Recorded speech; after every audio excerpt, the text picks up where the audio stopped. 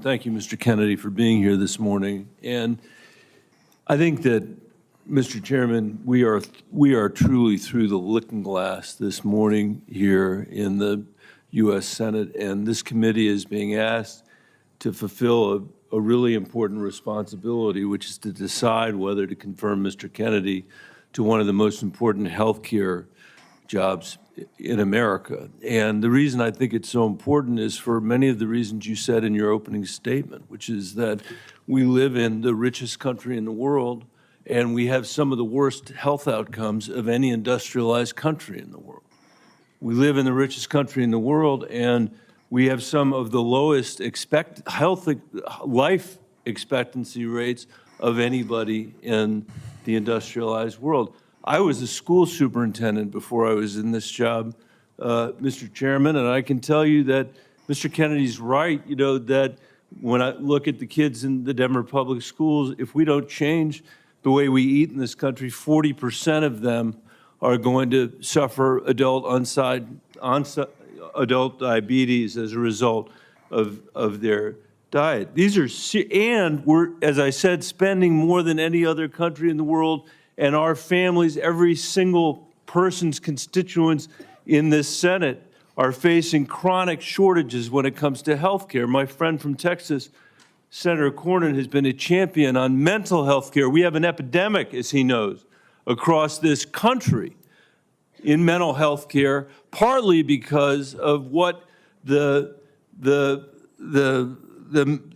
massive social media platforms that were sitting behind the President of the United States have inflicted on our children for their profit in the last decade or so. So we have no shortage of challenges to confront, and I even agree with some of the diagnosis of Mr. Kennedy. What is so disturbing to me is that out of 330 million Americans, we're being asked to put somebody in this job who has spent 50 years of his life not honoring the tradition that he talked about at the beginning of this conversation, but peddling in half-truths, peddling in false statements, peddling in theories that, create doubt about whether or not things that we know are safe are unsafe. Not that every vaccine in America is unsafe, not that you can't possibly have an adverse reaction, but that parents and children in my old school district and school districts all over this country would be better off not getting vaccinated than getting vaccinated.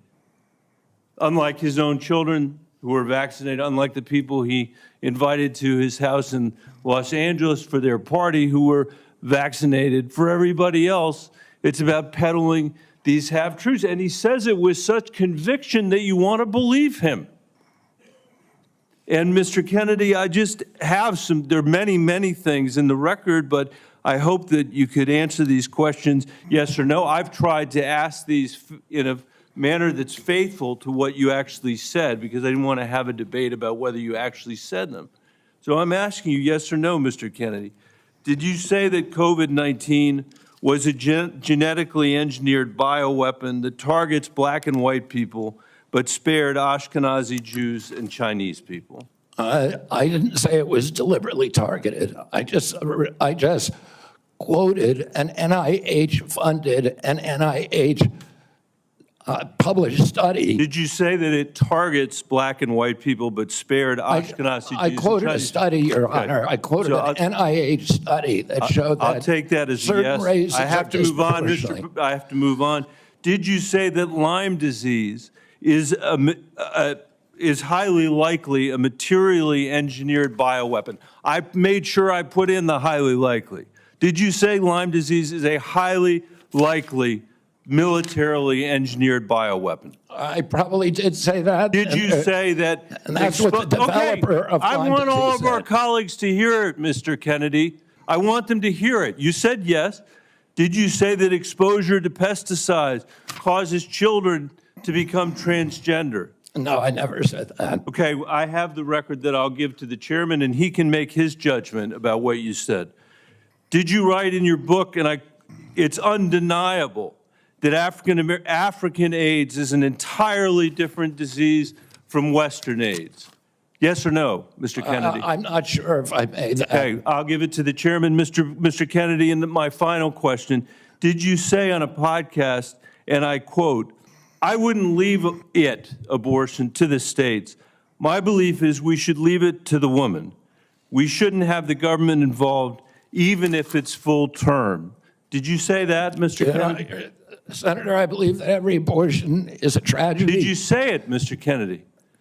This believe- matters. It doesn't matter what you come here and say that isn't true, that's not reflective of what you really believe, that you haven't said over decade after decade after decade, because unlike other jobs we're confirming around this place, this is a job where it is life and death for the kids that I used to work for in the Denver public schools and for families all over this country that are suffering from living in the richest country of the world that can't deliver basic health care and basic mental health care to them.